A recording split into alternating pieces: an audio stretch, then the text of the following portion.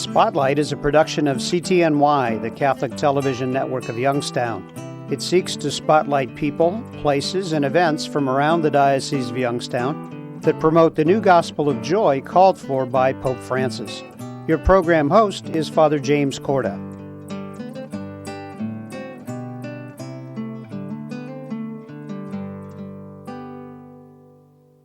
Welcome to this edition of Spotlight. I'm Father Jim Corda. Today we're talking about Beatitude House. And joining us in our discussion is Sister Janet Gardner, who is the Executive Director of Beatitude House. And Sister, it's always nice to have you on the show to share the wonderful things that are going on at Beatitude House. So thank you. Good things are happening. It's good to be here. Good. Let's give a little history again for the folks that are with us. I'm sure that many people know about Beatitude House, but for those few that don't, give us a little background.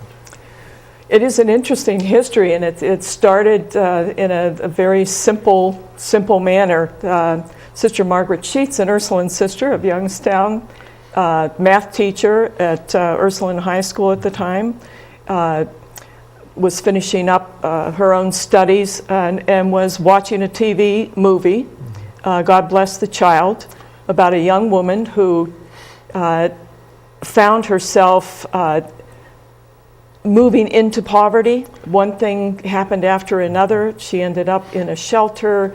She couldn't stay there long. She had to go to another shelter. She tried to get a job and didn't have transportation. She lost that. It was one thing after another, and she finally found herself on the street with her young daughter. And throughout the movie, you just see her trying so many different ways to overcome those obstacles, very much like the women that we serve.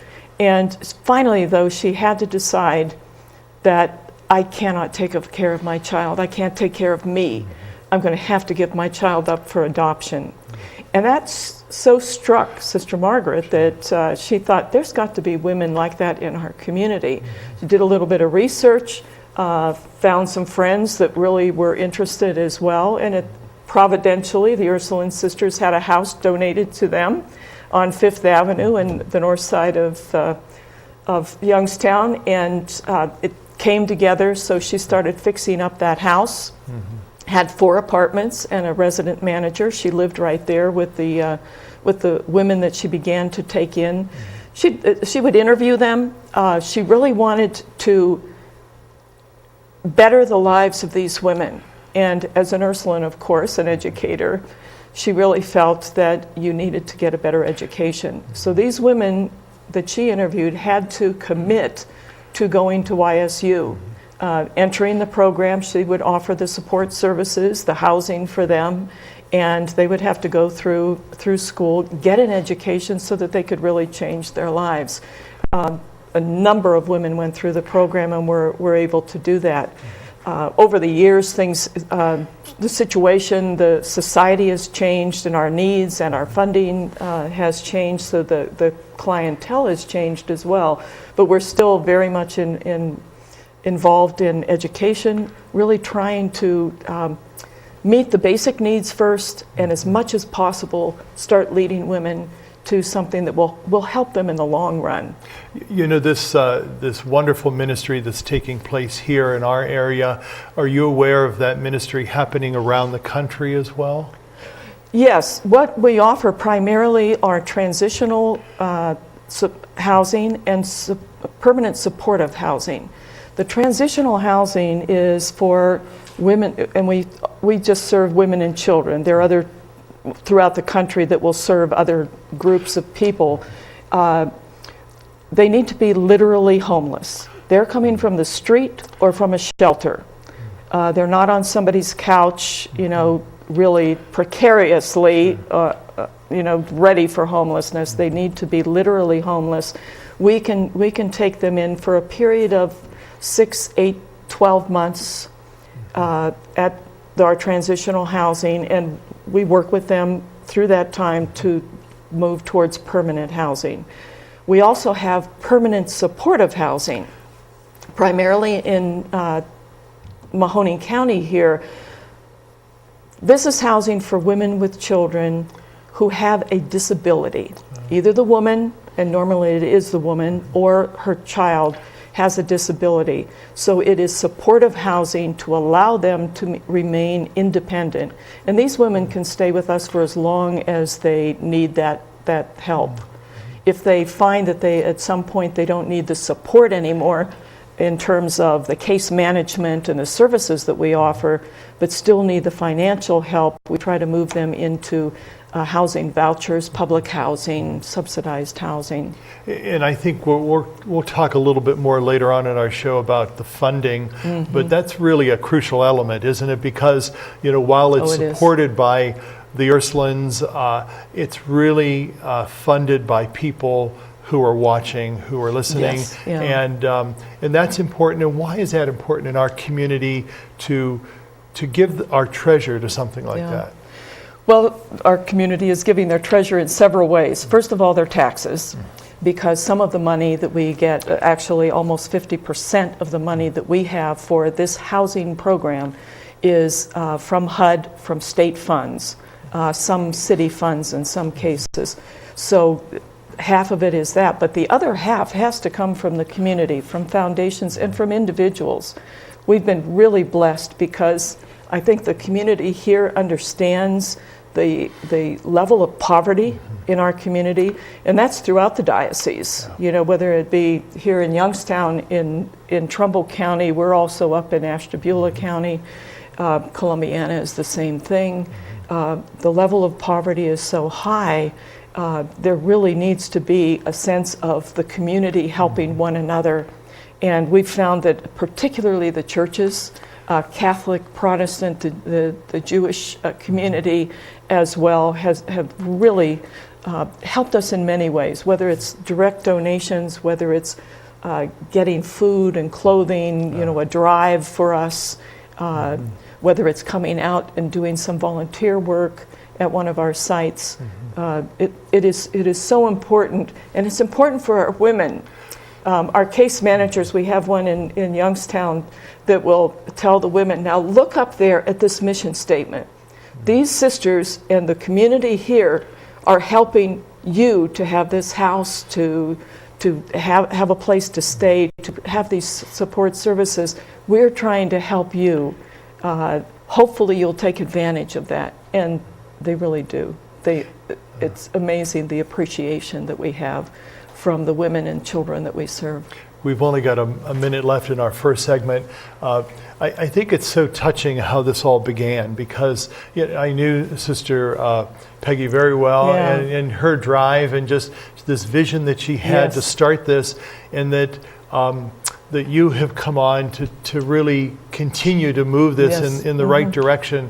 And it's really humbling when you participate in something like that, isn't it?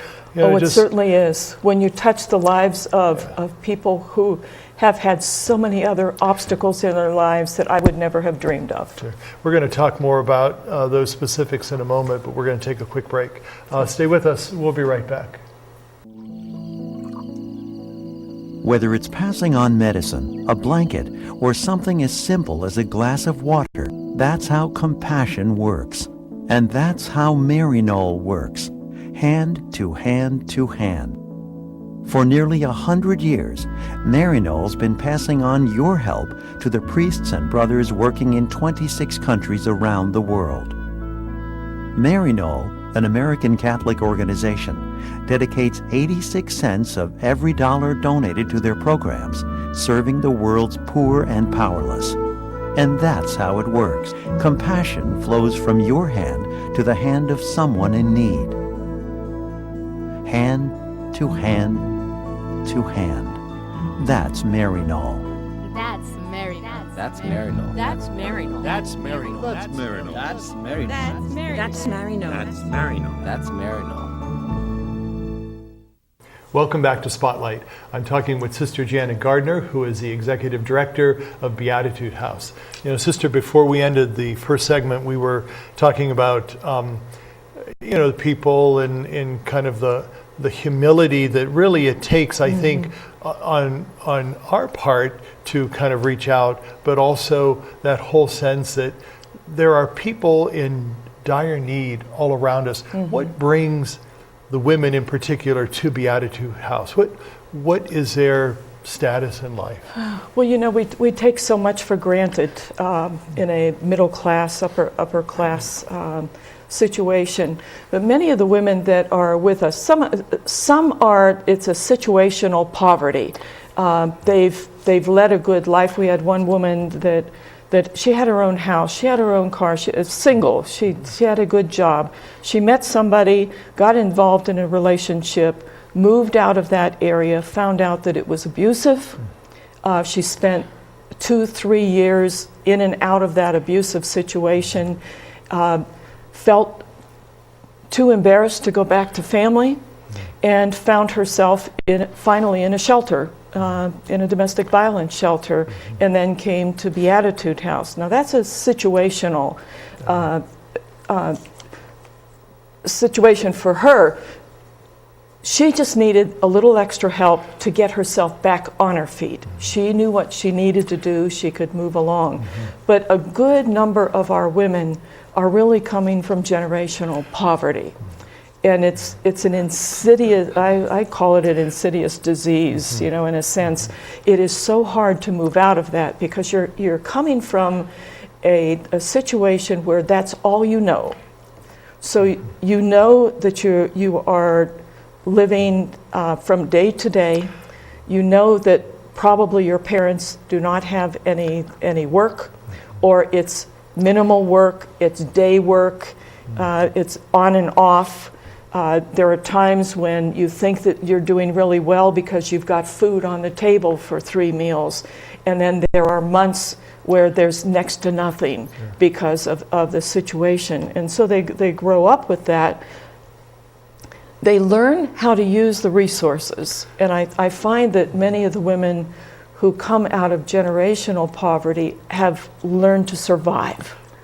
They know where the food banks are, they know where Goodwill is, they know where they can get the support that they need when they're really in tough times. But the women who have come to us, we have about 47% that are from domestic violence. Wow. So they're coming out of a place where they have very low self-esteem. They think it's their fault. They've done something wrong. They have failed. They've failed their child. They don't believe that they have skills. They can't move along. So we really need to work with those women, first of all, to let them know that they are a human being with dignity, that they have the same skills and talents and gifts, rights, and challenges that anyone else has. And we will help them work through that. Help them identify what their skills are, what are the needs that they have, and begin to name those and begin to work on them. We work a lot with self-esteem. We work a lot with simple life skills. Many of these women have a difficult time having an apartment for themselves because in transitional housing, we offer them a furnished apartment. We have to very often help them learn what needs to be cleaned, how it needs to be cleaned, how to take care of something, how to make sure that things in the refrigerator are not too old, how to cook. Many of them don't know how to cook, so it's very, very basic skills. But at the same time, we need to be helping them to look at, so how are you going to sustain your family in the future? A good number of our women have mental illness, developmental disabilities, and so we really do help some of them to get on SSI, to get long-term support for themselves or their children. Those that are not, that we have a good quarter of our women are coming from drug and alcohol issues. They're trying to recover, which is a very hard thing. We know more and more today that it's difficult. And what we're finding is that a good 67% of people who end up using drugs start with prescription drugs for pain, which is a very legitimate thing. And they get hooked, and then it takes over their lives. Right. The other side of that too is, and you had mentioned it early on, for those of us who have never experienced that generational poverty, we have a hard time putting ourselves in that situation and understanding why they're in this predicament. But yet, doing that, we tend to judge them as well. We tend to say, well, they're in this way because they're poor, or they're this or they're that, which is extremely unfair because we kind of categorize them in such a way that we don't reach out and help them to help themselves. And I, that, as you had mentioned, that self-esteem is crucial, not only for all of us, but especially someone who really has grown up without that self-esteem, and how difficult it is to build that and to have that within oneself. What would you tell the folks that are with us? We've got about 2 minutes left in our middle segment to help dispel some of that judgmentalness that tends to be part of who we are as humans who are a little better off, let's say. What would you tell those people to be more aware of, those who experience this generational poverty? I would say that the best way to understand where people are coming from is probably using the old saying, walk a mile in their shoes. Getting to know someone who is in that situation, to be able to see the obstacles that they're really working against. And when you are constantly up against situations where you cannot get ahead, you become depressed. So many of our women are dealing with depression. And we know what happens with depression. You cannot get over it. There's not that drive to move ahead. One good example is we have a woman who has 2 or 3 children, young children. She's got to take care of them. She has no transportation. How does she get to the store? Even if she is on some government services with food stamps or whatever, how does she get there to get it? Getting it back, getting it in the house for them, taking care of children with the diapers. Everybody knows what diapers cost, trying to deal with that. A couple of our women have had cars. They break down in the middle of the street. They have no funds to take care of it. What do? They don't have even the funds to be able to tow that car. So they can't go to their job. You lose your job. The little bit of income that you have, and most of them are minimum wage, and we know that for someone to actually live just a bare minimum decent life, you need to be making $14 an hour at a full-time job. Most of these women are part-time jobs, minimum wage. So it's nearly impossible to get out of that.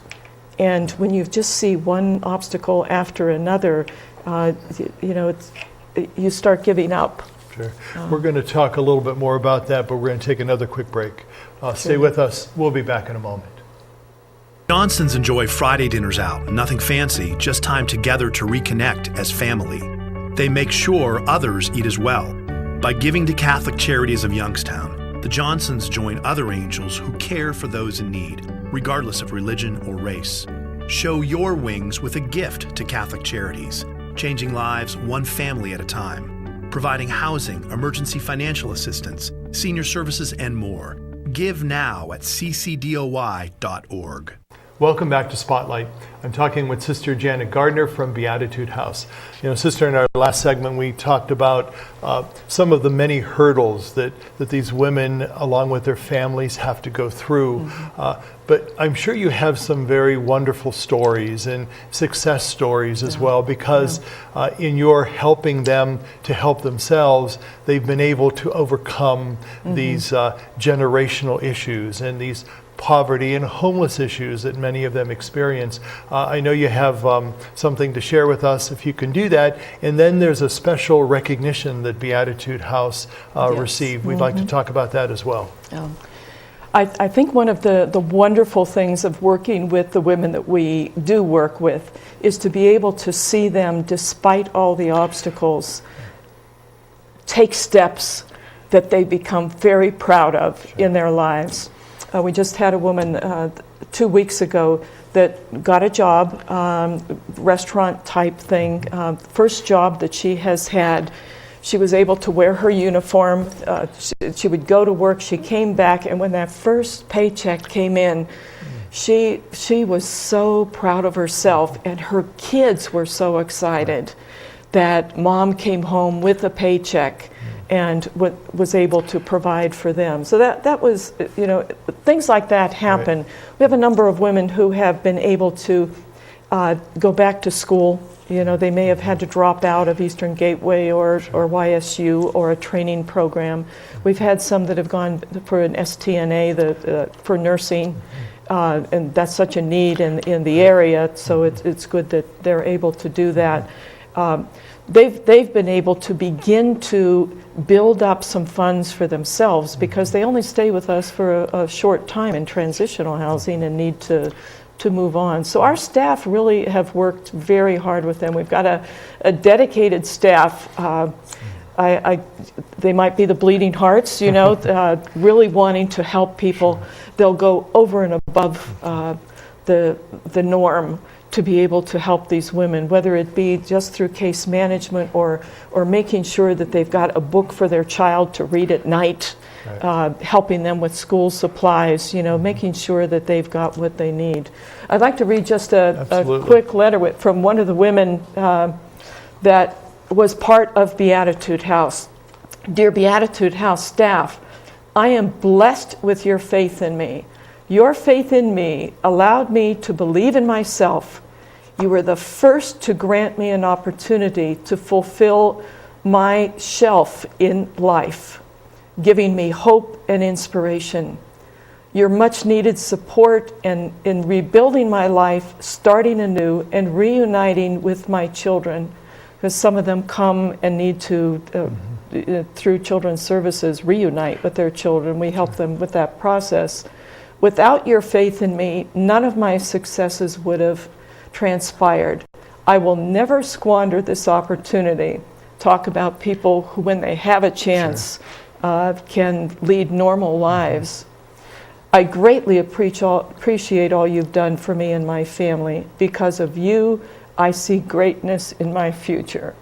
So when you get a note like this, you get even a smile. And we've had women who have left feeling that we didn't even do enough for them.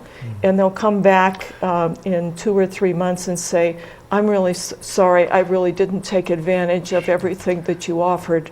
I know that you were working for my good. So in the end, it's good to see so many successes. That's wonderful. And you were talking about the recognition. Yes. Dominion Gas of Northeast Ohio and Cleveland Magazine recently honored us with a Community Impact Award, one of 2 from the Youngstown area with the Youngstown Community Development Corporation for our fundraiser, actually, for making people know, helping people to know what Beatitude House is and who we serve and the need in the community, and then getting the community involved through our rappelling event last September, Over the Edge, we called it, right. Coming off the Metropolitan Building, asking people to raise money for Beatitude House, for the women and children that we serve, and we serve over 400 every year,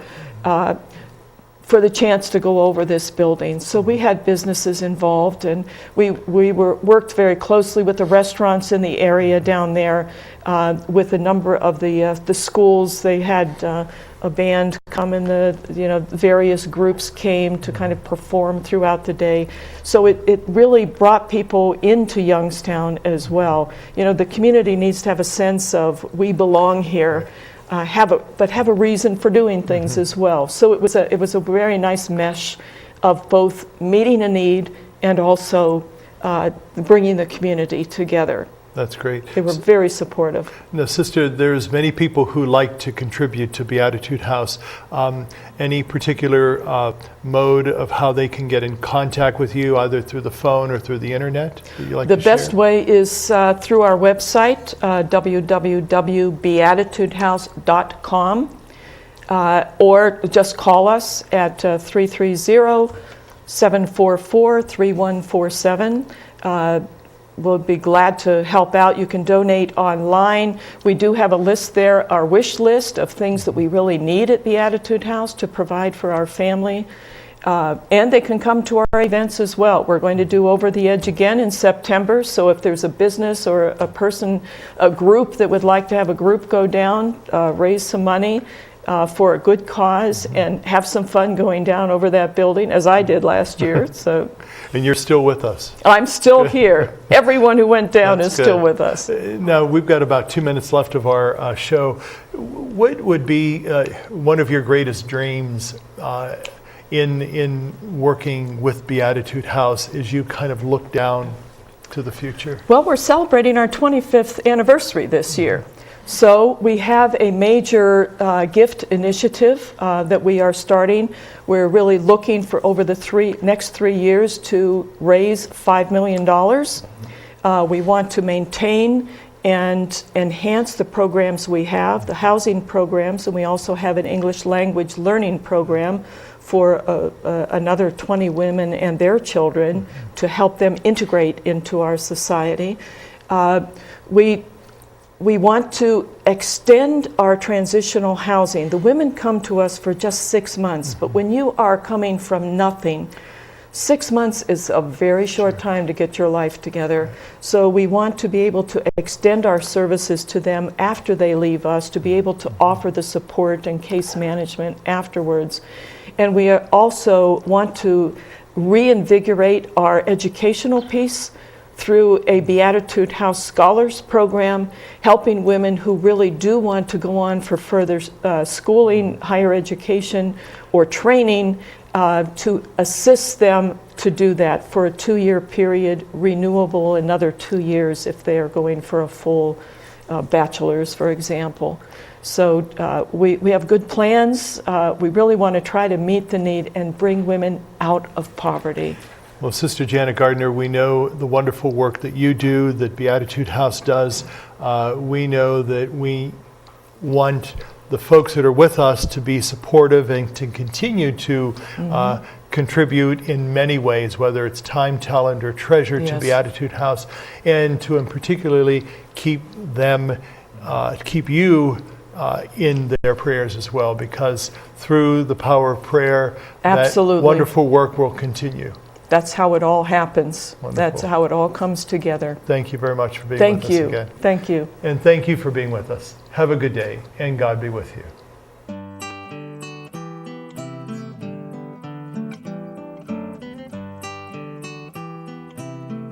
Spotlight has been a production of CTNY, the Catholic Television Network of Youngstown. Your program host was Father James Corda.